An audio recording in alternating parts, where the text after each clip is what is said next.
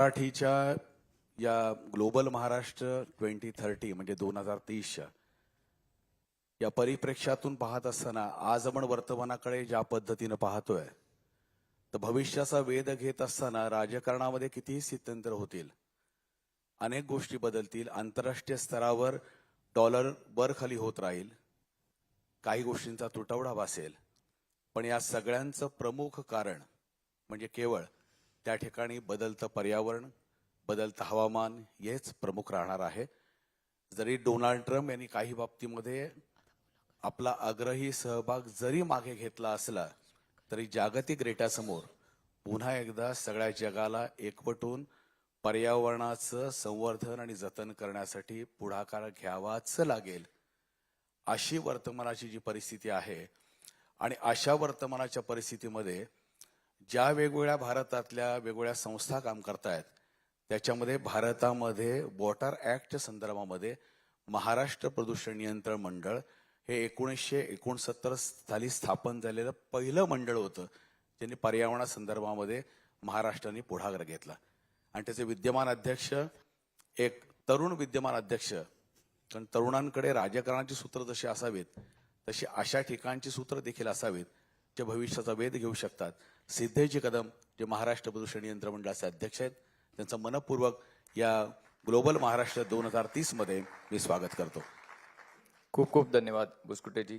आणि लोकशाहीच्या ह्या ग्लोबल महाराष्ट्र 2030 या उपक्रमासाठी मला इथे आमंत्रित केलं, त्याबद्दल लोकशाहीचे सुद्धा खूप खूप धन्यवाद. पण सुरुवातीलाच आता प्रदूषण नियंत्रण मंडळ म्हटलं तर इथे पाण्यासाठी आम्हाला प्लास्टिकच्या बॉटल ठेवलेल्या आहेत. जर काचेच्या बॉटल ठेवल्या असते तर ते अजून बरं पडलं असतं. तर विशालजींना विनंती करतो की या प्लास्टिकच्या बॉटल इथून काढून जर प्लास्टिकच्या बॉटल काढून जर काचेच्या बॉटल ठेवल्या असतील, पुढच्या जर सीएम साहेबांनी पाहिलं, डीसीएम साहेबांनी जर पाहिलं ते माझी कानउघडणी करतील की इथे एमपीसीबी सुद्धा आहे आणि एमपीसीबी प्लास्टिकचे इथे प्रमोशन करताय का, अशा प्रश्न मला विचारण्यात येईल. ठीक आहे, पुढच्या इंटरव्ह्यूला तुम्ही काढाल अशी आपल्याकडून अपेक्षा आहे. पण हाच एक उदाहरण आहे. म्हणजे दरवेळेला ग्लोबल महाराष्ट्र आपण म्हणतो, पण लोकली आपण काय करतो याच्यावर सुद्धा आपण सगळ्यांनी थोडं लक्ष दिलं पाहिजे, असं माझं दरवेळेला मत असतं. नाही, अगदी आपण म्हटलात ते बरोबर आहे. कारण आपण जरी म्हटलं ना think globally but act locally, हे खूप महत्वाचं आहे. म्हणजे आपल्या मनात प्रश्न येईल की बा या बाटल्यांना बंदी तर नाहीये, पण जर का परिवर्तनाची सुरुवात करायची असेल तर आपल्यापासून व्हायला पाहिजे. दरवेळेस शिवाजी शेजारच्या घरात जन्माला आला तर त्याच्या काळा फक्त आपण पाहतो असं नाही करून चालणार, आपल्यापासून बदल करावा लागेल. म्हणून त्यांनी सांगितलं मंत्रालयामध्ये सगळ्या बैठकांमध्ये आता काचेच्या बाटल्या असतात, त्यामुळे यापुढच्या भविष्यामध्ये आपण तो घ्यावं. पण अशी जेव्हा आव्हान आपल्यासमोर येतात, हा वेगळा दृष्टिकोन जेव्हा घेण्याची भूमिका येते, तेव्हा प्रदूषण नियंत्रण मंडळाचे अध्यक्ष म्हणून आपल्याला काय वाटलं की आपल्यासमोर कोणती आव्हानं महाराष्ट्राची महत्वाची आहेत आणि त्यामध्ये असणारा जरी खालीचा वाटा असला तरी कसा आपण तो उचलू शकाल? खरं म्हणजे प्रश्न भरपूर आहेत, पण भूतकाळात ज्या काही गोष्टी घडल्या किंवा मग ज्या चुका झाल्या त्याच्यावर बोलून त्याच्यावर आपण काही करू शकत नाही. आणि इनफॅक्ट प्रदूषण नियंत्रण मंडळाच्या माध्यमातून प्रेझेंटमध्ये सुद्धा ज्या गोष्टी घडतायत त्या कितपत आपण थांबवू शकतो, तो एक दृष्टिकोन आपण विचार केला पाहिजे. आणि भविष्यासाठी जे भूतकाळात ज्या चुका झाल्या त्याच्याकडून काहीतरी शिकून आपण काही गोष्टी केल्या पाहिजेत. त्या अनुषंगाने आम्ही जे पावलं उचललेली आहेत, तर उदाहरणतः सर्वप्रथम जे आपण पाहतोय मुंबईमध्ये, माझा जन्म मुंबईमध्ये, शिक्षण मुंबईमध्ये, लहानाचा मोठा मुंबईमध्ये, तर लहानापासून मुंबईचे समुद्राचं पाणी आपण ब्राऊनच बघितलेलं आहे, बरोबर? तर हे ब्राऊन काय नॅचरली ब्राऊन नाहीये. हाच समुद्र खाली सिंधुदुर्गात जातो, हाच समुद्र खाली गोव्यात जातो आणि ते कन्याकुमारीपर्यंत. तरी समुद्राचं पाणी बघितलं तर हिरवं आहे, निळं आहे, ग्रीनिश आहे, जे म्हणाल ते आहे. मग असं मुंबईचंच पाणी आपल्याला ब्राऊन का दिसतं? तर हे आहे फक्त आपण सांडपाणी ट्रीट केल्याशिवाय. आज मुंबई महानगरपालिकेच्या माध्यमातून हे मुंबईच्या समुद्रात सोडलं जातं. सगळंच सोडलं जात नाही, पण बऱ्यापैकी आज 50% पाणी हे विदाऊट ट्रीटमेंट हे मुंबईच्या समुद्रामध्ये सोडलं जातं. जरी ते 5 किलोमीटर लांब असेल किंवा 10 किलोमीटर लांब असेल, तर कुठेतरी याच्यामध्ये ते पाण्याचा रंग बदलतो, कुठेतरी त्या मरीन लाईफला अफेक्ट होतं. म्हणून एक मोठं ध्येय माझ्या हातात जे आहे, मुंबईच्या समुद्राचा पाण्याचा रंग हा चेंज करायचा आहे. आणि त्याच्यासाठी जे सांडपाणी जे मुंबईतून जनरेट होतं, ह्याच्यासाठी जे काय प्रक्रिया करावी लागते, तर ही प्रक्रिया लवकरात लवकर कशी पूर्ण होईल ह्याच्यावर माझं त्याच्यावर तो एक ध्येय माझ्या समोर आहे. म्हणून त्याच्यावर कामही सुरू आहे. मुंबई महानगरपालिकेचे अनेक STBचे प्रकल्प सुरू आहेत, प्रगती स्तरावर आहेत. आणि ते नक्कीच ते पूर्ण झाल्यावर आपल्याला ते चित्र दिसेल. पण त्याला अजून 2 वर्ष, 3 वर्ष, 5 वर्ष लागतील, वेगवेगळ्या स्टेजवर आहेत. दुसरं जर आपण माहिती घेतली तर आताच्या आपल्याला समोर दिसतं, आता मीच राहुलजींचा सुद्धा इंटरव्ह्यू ऐकत होतो, तर त्यांनी सांगितलं की एक जो डेव्हलपमेंट ही गोष्ट जी आहे, डेव्हलपमेंट ही गोष्टी आपण पर्यावरण पूरक कशी करायची ह्या संदर्भातला जो बॅलन्स असतो, आज डेव्हलपमेंट ही गरजेचं आहे, पण ते करताना पर्यावरणाला हानी नाही पोचली पाहिजे हेही करणं फार गरजेचं आहे. पण विशेषतः औद्योगिक क्षेत्रामध्ये किंवा बांधकाम क्षेत्रामध्ये ज्या ग्रीन बिल्डिंगचा कॉन्सेप्ट नवीन पद्धतीने येतोय, त्या ग्रीन बिल्डिंग्सला आपण प्रोत्साहन देण्यासंदर्भात भूमिका घेताय का? 100%. आता बोर्डाच्या माध्यमातून ज्या ग्रीन बिल्डिंग असतात त्यांना इन्सेंटिव्हाइज करणं किंवा मग त्यांना त्यांचं एक्नॉलेजमेंट, आज ज्या गोष्टी चांगलं काम करतात, जे इन्स्टिट्यूट चांगलं काम करतात, जसं या कार्यक्रमाच्या माध्यमातून जे महाराष्ट्रभरातले जे युथ आहेत किंवा ज्या काही संस्था आहेत ज्या पर्यावरण क्षेत्रामध्ये चांगलं काम करतात, त्यांना फक्त एक एक्नॉलेजमेंटची गरज असते, बाकी त्यांना कुठल्याही गोष्टीची गरज नसते. ती एक्नॉलेजमेंट जेव्हा ते 10 लोकांसोबत शेअर करतात, मग ती 10 लोक अजून ऍड होतात आणि तेवढा प्रोत्साहन वाढत जातो. म्हणून हे जे green building, in fact green development जे काही प्रायव्हेट असतील, शासनाचे असतील किंवा इतर कुठल्या इंटरनॅशनल बॉडीचे असतील, त्यांना प्रोत्साहन म्हणजे त्यांना फक्त एक्नॉलेजमेंटची गरज असते. आणि त्या एक्नॉलेजमेंटच्या माध्यमातून आणि काही व्यक्तीला त्यांना इन्सेंटिव्हाइज सुद्धा करावं लागतं. उदाहरणतः जर आपण त्यांच्या प्रॉपर्टी टॅक्समध्ये त्यांना सवलत दिली, त्यांना वॉटर बिलमध्ये सवलत दिली, आता जर आपण 100% रिसायकल पाणी यूज करताय, तुम्हाला ते वॉटर बिलमध्ये तुम्हाला सवलत मिळते. जर तुम्ही त्या ठिकाणी जास्तीत जास्त ओपन स्पेस जर तुम्ही तिकडे असेल तर तिथे तुम्हाला प्रॉपर्टी टॅक्समध्ये सवलत भेटते. तर अशा अनेक इनिशिएटिव्ह आम्ही बोर्डाच्या माध्यमातून राबवायचा प्रयत्न करतो. पण हेच करताना जसं मी आताच म्हणालो की जो बॅलन्स, एन्व्हायरमेंटल प्रोटेक्शन आणि डेव्हलपमेंट ह्याचं बॅलन्स, म्हणजे त्याचं जर उदाहरण आपण बघितलं तर आता सध्या मुंबईमध्ये, आज मुंबईमध्ये जी एअर क्वालिटी आपण जे पाहतो, जो आता हॉट टॉपिक आहे, एअर क्वालिटी मुंबईमध्ये ढासळते आपण अनेकदा वाचतो. पण जर इतर राज्यांमध्ये, इतर शहरांमध्ये, फक्त मुंबईतच नाही, फक्त भारतातच नाही, इतर जगभरात सुद्धा जर आपण पाहिलं, जिथे जिथे डेव्हलपमेंटचा प्रोग्रेस, जिथे जिथे डेव्हलपमेंट या स्तरावर सुरू आहे, त्या स्तरावर, त्या जागेवर आपल्याला एअर क्वालिटी ही नेहमीपेक्षा आपल्याला खाली किंवा मग त्याची AQI लेवल हा ढासळलेला 100% दिसणार. पण हे परमनंट आहे का? तर नाही. पण यामध्ये हवामान बदलाचा पण मोठा फटका दिसून येतोय, असं गेल्या 2 वर्षाच्या अभ्यासाने ते पण दिसलंय. म्हणजे दिल्लीसारख्या शहरामध्ये मोठा जो प्रश्न होता, त्या ठिकाणी एअरचं डिस्पर्शन होत नव्हतं, पण आपल्याकडे जो विंड स्पीड 16 वरून 5 पर्यंत या ठिकाणी आला, जे 2 वर्ष सातत्याने या 2-3 महिन्यामध्ये दिसतंय. हवामान बदल झाल्यानंतर आपण कितीही पद्धतीने जरी कुठली भूमिका घेतली तरी त्याचा फटका बसेल, हे महत्वाचं आपण लक्षात घेतलंय का? 100%. आज क्लायमेट चेंज जरी आपण सुरुवातीला उल्लेख केला, जरी आताचे विद्यमान राष्ट्रपती डोनाल्ड ट्रम्पजी त्यांची भूमिका वेगळी असेल, पण आज युनायटेड स्टेट्स हे एक डेव्हलप्ड नेशन आहे. तिकडे इन्फ्रास्ट्रक्चरचं काम ज्या पद्धतीने भारतात आणि महाराष्ट्रात आणि मुंबईत सुरू आहे, त्या पद्धतीचं काम आज युनायटेड स्टेट्समध्ये कुठल्याही शहरामध्ये सुरू नाही आहे. दे ऑलरेडी डेव्हलप्ड, ते डेव्हलप झालेले आहे. म्हणून त्यांना त्यांच्या स्थितीप्रमाणे त्यांनी त्यांचे नियम बनवतात. त्यांचे नियम आपल्याला लागू आहेत का? तर नाही. पण आपली वस्तुस्थिती पाहून आपल्याला काही नियम आपल्याला आपली वस्तुस्थिती पाहून बनवायचे फार गरजेचं आहे. उदाहरणतः जर आपण पाहिलं असेल, आता मुंबईमध्ये रिअल एस्टेटचं जे काम सुरू आहे, शासनाचं जे काम सुरू आहे, कोस्टल रोड असेल, टनलिंगचं काम असेल, मेट्रोचं काम असेल, आणि ज्या पद्धतीने नवीन बिल्डिंगचं काम जे सुरू आहे, आता आपल्याकडे अनेक ग्रामीण भागातले लोक स्थलांतरित होऊन हे मुंबई, ठाणा, नवी मुंबई या ठिकाणी शिफ्ट होत आहेत. तर त्यांना राहण्यासाठी जागा जर पाहिजे असेल तर साहजिक आहे की ते डेव्हलपमेंट गरजेचं आहे. पण हे करताना पर्यावरणाचा सुद्धा दृष्टिकोन आपण जर करतो तर ते करून जर डेव्हलपमेंट होत असेल तर त्याच्यामध्ये काही दुमत नाही.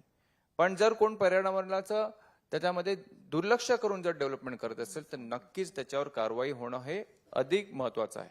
सिद्धेजी, पूर्वी असं होतं की शहरातले आणि ग्रामीण विभागातले सामाजिक प्रश्नांबरोबरच त्याच्या जोडीने असणारे हे जे प्रश्न होते पर्यावरणाचे, हे अतिशय विभिन्न होते. पण आज तसं दिसत नाहीये. शहरांमध्ये घनकचऱ्याचा प्रश्न आहे तो ग्रामपंचायत स्तरावर पण तेवढाच गंभीर आहे. विशेषतः प्लास्टिक पिशव्यांचा वापर ही सर्वात मोठी समस्या सगळीकडे आहे. 2018ला महाराष्ट्र शासनाने पहिला सिंगल यूज प्लास्टिक बंदीचा कायदा त्या ठिकाणी आणला. त्याची अंमलबजावणी झाली, पण आता परत एकदा सगळीकडे त्याच पद्धतीचा सर्रास वापर सुरू होतोय. हे थांबवण्यासाठी काय स्थानिक स्वराज्य संस्थांनी करायला हवं आणि महाराष्ट्र प्रदूषण नियंत्रण मंडळाचे अध्यक्ष म्हणून आपण काय आग्रही भूमिका घेणार आहात? भुसकुटेजी, आपल्याला कल्पना आहे की वारंवार प्रत्येक वेळेला एका इन्स्टिट्यूशननी, मग ते MPCB असो, महानगरपालिका असो, राज्य शासन असो, एक इम्प्लिमेंटेशन छडी दाखवून करण्याची गरज पडली नाही पाहिजे, हे माझं मत आहे. आज एक व्यक्ती म्हणून मी माझ्या घरी काय करतो, जसं आपण सुरुवातीलाच म्हणणार ग्लोबल आणि थिंक लोकल. जर आपण भाजी घेऊन जाताना स्वतः कापडी पिशवी घेऊन गेलो तर आपल्याला त्या सिंगल यूज प्लास्टिकची गरजच पडणार नाही. पण आज इथे बसलेले सगळे प्रेक्षक आपण सगळे आहात. आपण जेव्हा आता भाजी घ्यायला जातो आपल्या सोयीप्रमाणे आपण कापडी पिशवी घेऊन जातो का? तर नाही. आपण अजूनही त्या भाजीवाल्याकडे एक्सपेक्ट करतो की त्याच्याकडे पिशवी देईल तो मला, जरी त्याचे 5 रुपये द्यावे लागले तरी आपण भरू, जरी 2 रुपये द्यावे लागले तरी आपण भरू. म्हणून आपण इतरांना दोष देण्यापेक्षा जर स्वतः आपणच त्याच्यावर जर अंमलबजावणी करायला सुरुवात केली, मी माझी स्वतःची पाण्याची बॉटल घेऊन फिरेन हे जर मी डिसाईड केलं, मग आपल्याला प्लास्टिकची गरज लागणार नाही. मी स्वतःची पिशवी, जरी ती कापडी पिशवी असो, मी स्वतःची भाजीला पिशवी घेऊन जाईन हे जर मी स्वतः सुरुवात केलं तर मला कोणाला सांगण्याची गरजच नाहीये. म्हणून प्रदूषण नियंत्रण मंडळ म्हणून मी कशाला कोणाला सांगायला जाऊ? बघा, आपल्याकडे ना आपली माइंडसेट असतं, तर मला कोण शहाणपण शिकवायला गेलं तर मी त्याचं उलटच करणार. ही आपली एक ह्युमन टेंडन्सी आहे. जरी ते चुकीचं असो की बरं असो, मला कोण शहाणपण शिकवायचं नाही. मला माहिती आहे काय बरोबर आहे, चुकीचं आहे. तर ही जर माइंडसेट म्हणजे आपलीच नाही तर जगभरात आहे. नियम आहेत, नियम चुकीचे आहेत की बरोबर आहेत हेही सगळ्यांना माहिती आहे. म्हणून ही अंमलबजावणीचा जो भाग आहे. आणि दुसरा जो प्रश्न आपण विचारला तो घनकचरा. आज ग्रामीण भागामध्ये जे ग्रामपंचायती आहेत, खरं म्हणजे तर तिकडचे जे सरपंच आहेत, त्या सरपंचांना आपण तसं एज्युकेट केलंय का? बिचारे ग्रामीण भागातले सरपंच आहेत. तर ही जबाबदारी तिकडच्या कलेक्टर आहेत, तिकडचे जे लोकप्रतिनिधी आहेत, ही त्यांची जबाबदारी आहे. पण आताच मी राहुलजींचा इंटरव्ह्यू ऐकत होतं. आजकालचे राजकारणी, त्यात मी आहे, राजकारणामध्ये आपण कुठेतरी अडकून जातो. काही सगळे राजकारणी माझ्यासारखे किंवा राहुलजींसारखे नाहीत की ते प्रत्येक ह्याला उत्तर देत बसत नाहीये.